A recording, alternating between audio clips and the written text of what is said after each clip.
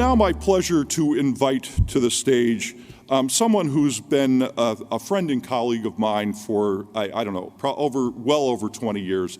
He and I were superintendents together in the same region. We fought the same battles for so long together that we became attached at the hip very often. We were thrilled when Oliver accepted the position with NSCIS as co-chair of our Commission on Diversity and Inclusivity.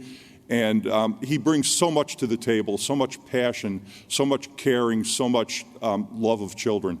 One of the other things, you may not know this about him, his knowledge of finance is absolutely second to none, in my opinion, when it comes to superintendents.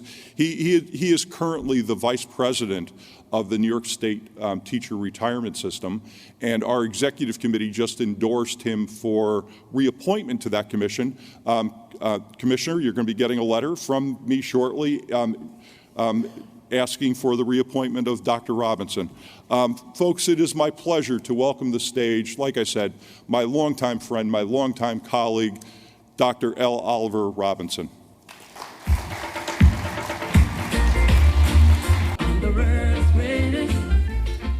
Thank you very much. Appreciate it, Chuck. Thank you very much. I know the commission is probably thinking, oh my God, what the heck is going on? She's thinking, do I have to dance like that too when I get on the stage? Yes, you do. So just a quick little segue from that. Actually, Chuck, thank you for those comments and even for the theme music. I just want to emphasize that point for a second because as I sat here yesterday, each person walked up with a theme song. I think it's so important that for us as superintendent, have that thing that motivates you because the work we're doing is so challenging. And if you don't have that internal motivator, folks, I'm going to tell you, you can't do the work with the type of fidelity that's necessary. So for me, this particular song goes way back when, being Jamaican born and bred. This is a song that talks about being a royal great. It's not an arrogant song. It's about putting forth your best effort all the time. Putting forth your best effort all the time. And also, I think everyone needs to have a quote that drives them. To me, it's to whom much is given, much is required.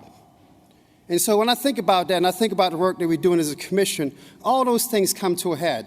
When I think about, the corona, this rabid corona, all those things that we have to remind ourselves that our work is so critical, so important, especially now. And before I will go on, I'm not sure if Donna is still here. I want to congratulate Donna for the 2022 Superintendent of the Year.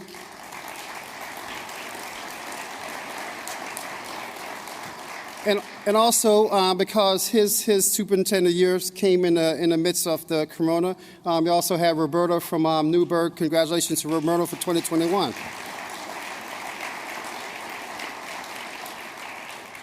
So the commission, and just a quick little backstory. As a council, we have been talking about and doing work surrounding equity for a long time.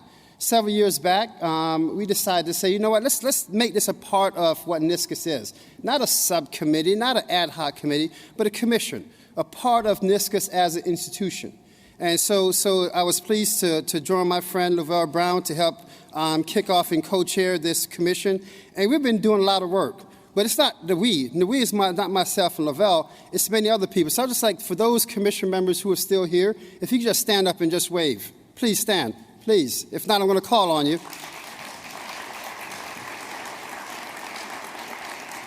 And so we have over 40 colleagues across the state that's doing this work.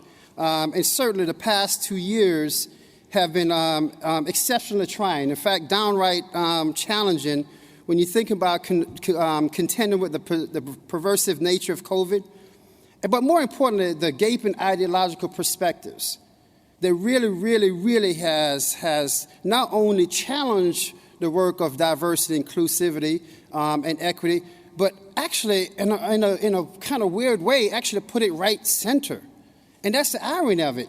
It's being threatened in so many ways, but the threat of it actually put it right in the center of attention. And so even this conference, every hour, every session focused on it. I was in Nashville at AASA. Every conference, every session focused on it. And so why that's important? Because we know that there's been blatant misinformation campaigns surrounding critical race theory. We know that there have been outward displays of bigotry and vile threats.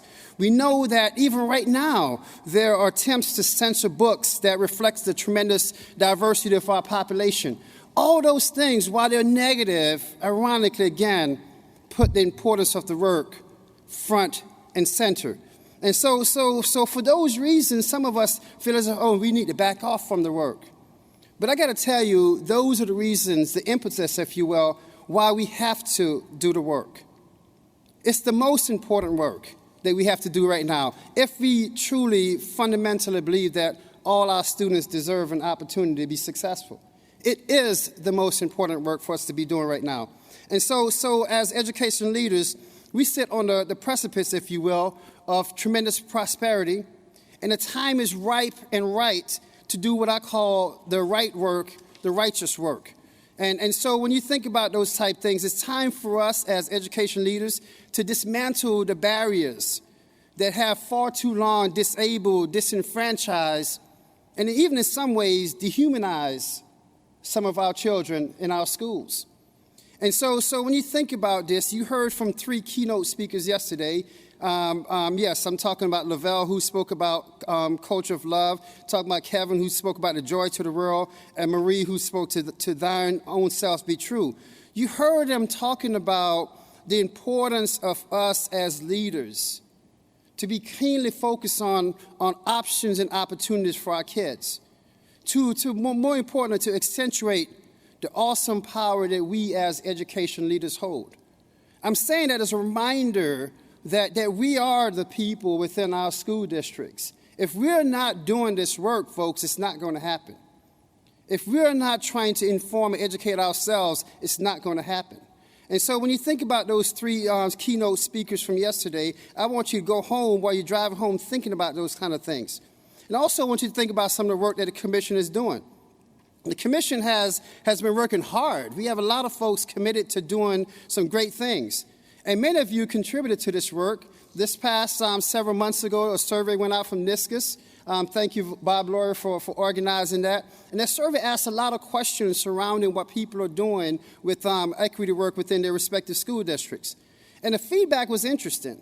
The feedback showed us that some of you are searching for a roadmap to engage your boards, your communities in this conversation and subsequently the work. Many of you are looking for resources to engender common language, again, to foster those environments of change. Some of you are looking for policies to drive change within your schools. And the perennial challenge for all of us is the diversification of our workforce, consequently the ranks of our leadership as superintendents. So with all that then as a backdrop, let me just highlight some of the progress of the commission thus far. As Chuck noted yesterday, members of the commission completed a comprehensive conscious style guide. And the Capital Region BOCES has also contributed to some of that work as well with some of the style guides that they're producing, recognizing that there are different views on the appropriate use of descriptors found in our written language. And if unintended, some cases unintended, the incorrect use of language perpetuates the bias and the discriminatory practices within our school districts. And I'll just give you a perfect example of that. I was at a basketball game recently, and I'm sad to say, yes, Albany City beat our girls' basketball team. I was so pissed about that. But anyway, because the week before that, their boys beat our boys, so I'm really pissed. But anyway, so we're going to hire a new coach next week. Just joking. Just joking. But anyway, I'm sitting, just to talk about the importance of language. I'm sitting at a table watching a basketball game, and a gentleman said to me, well, you know, that team is Albany, they're playing so much more disciplined. And I thought, it sounded like a compliment, but that's not a compliment. Because implied in that is that team is undisciplined otherwise. And here's a contrast. My school, Shen, we had 5 white kids on the floor. Albany had 5 black kids on the floor. So I said to him, yeah, those undisciplined kids from Shen. He was like, no, your kids are very disciplined. And I said it because think about the bias that's laid in that statement. Think about that, folks. Think about that. And by the way, that gentleman is also an administrator of another school district. So I want you all to think about that, why this work is so important, and why things such as a style guide in terms of addressing the words that we use that often cause those microaggressions that we often we don't want to push back on because we don't want to be confrontational, and yet we allow it to continue, and we too then are perpetuating the same type of biases and discriminatory actions. Our commission is fighting to give resources to our colleagues so we could effectively address those things. A second initiative that's taken place, and thank you very much for the State Education Department for their advocacy on this, a group of BOCES district superintendents are working together to come up with what I'm going to call a repository of resources, and having those resources accessible across the state. So you're not searching by yourself to try to find resources. It's a one-stop shop for all those resources for you. So we're looking forward to that coming to a head in short order. A third piece of it, and we pointed out Jay, NYSSBA has been a strong partner for us over the years. And it's so critical when you think about the roles of school board members within our communities. As a superintendent, I cannot do the things I do unless I had or have the support of my Board of Education. So the work of NYSSBA is so critical in terms of what they're doing with their own diversity committee and some of the things that they're trying to do to ensure that school board members are trained accordingly. So when we bring these topics to the table, it's not a foreign conversation we're having. So Jay, thank you very much for NYSSBA and those school board and those initiatives. We'll also be banking out in short order, working through Bob Laurie, trying to, again, reach out to the Education Conference Board that represent all the statewide organization to ensure that while different organizations are doing things, we can do things in sequence, in collaboration with each other, and harness the power of statewide organizations versus individual organizations on their own. So we're looking forward to that initiative moving forward. We certainly have been advocating for equitable funding. And this year, we're not fighting as much as we fought in the past. However, the next fight is about sustainability of those funding, so we don't have a situation again of have versus have-nots across our state. And also trying to provide technical support for schools and organizations that want to do innovative things but may not have that resource capacity to effectively do it. It's easier for me to apply for a grant at Shan than for some other place that may not have the same capacity, but the other place may actually need the resource more so than me. So how do we make sure, again, we try to have that parity in access to resource across the state? We're looking to try to do some of those kind of advocacy things as well in terms of funding. And the last piece is probably the one that's most significant. Growing leadership, but more importantly, growing diverse leadership. This is my 21st year as superintendent of schools. And when I was appointed for superintendent of school, at that point I was the only superintendent of school at that point that was in a suburban majority white school district. And I paused there for a second because somebody said, oh, you should be so proud. To me, I was scared as hell. Thinking like, wow, really? Really? Wow. And the question is, well, what the other folks are? Because the tendency is if you're black, they're going to say, you should be there. Wherever that there is, you describe the there. And you can't be there, though. And however, that's changing.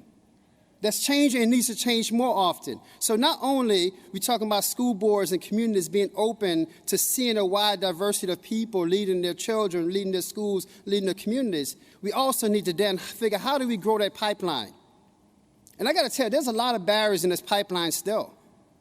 There's a lot of barriers in this pipeline still. I know there are places right now that would not hire me as superintendent after being superintendent for 21 years. That's a sad statement, but it's a true statement. I know that there are colleagues who are leading searches who wouldn't put me in a search for a certain school district. That's a sad statement. That's a true statement. So we're trying to unpack all those things right now and saying to all our search consultants, be it our DS colleagues or our private search consultant colleagues, what are you doing?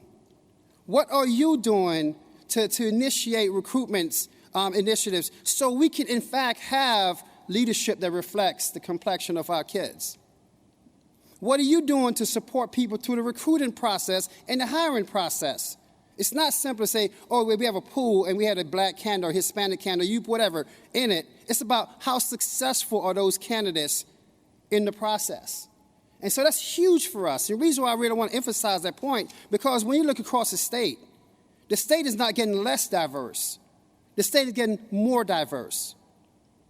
And our leadership needs to reflect the face of our schools. So I'm not standing here as some black guy trying to talk about having more black superintendents. I'm standing here as someone who fundamentally believes in the transformative power of education and saying that our kids need to be in places that those people who are leading their schools love them as much as they love their own. So I want you to think about that. That's the work that we're trying to do as a commission. But more importantly, that's the work that all of you should be doing every day in your places. So with that being said, I'm just going to leave with a quote. And my dear wife, who's a professor at UAlbany, I was at a session she did this past weekend, and she said something I thought was so profound. And so she said, progress towards a promise is not fulfillment or a place to stop, but it provides evidence that hope is not displaced. Progress toward the promise is not fulfillment or a place to stop, but it provides evidence that hope is not misplaced. I'm hopeful, I'm optimistic that we will be better because of the work that we are doing. Thank you very much for your time and attention.